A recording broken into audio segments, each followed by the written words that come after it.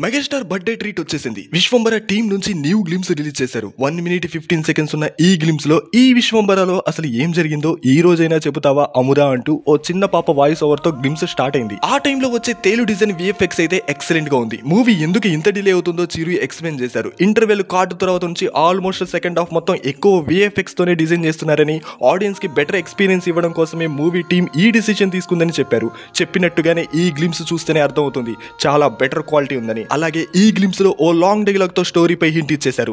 ఏదో ఒక లోకాన్ని పీడిస్తున్న ఒక రాక్షసుడు తన శక్తుల్ని పెంచుకోవడం కోసం హీరోయిన్ ని భూలోకం నుండి తీసుకొని వెళ్ళడం, వాడిని అంతం చేయడం కోసం హీరో విశ్వంబర అనే లోకానికి వెళ్లి అక్కడ ప్రాబ్లమ్స్ ని ఎలా సాల్వ్ చేశాడు అనేదే మూవీ మెయిన్ ప్లాట్ అని తెలుస్తుంది. ఈ గ్లిమ్స్ అయితే ఫస్ట్ రిలీజ్ చేసిన గ్లిమ్స్ కంటే చాలా బెటర్ గా ఉంది. చిరు కనిపించేది జస్ట్ 15 seconds అయినా గూస్ బంప్స్ మూమెంట్ ని క్రియేట్ చేశారు.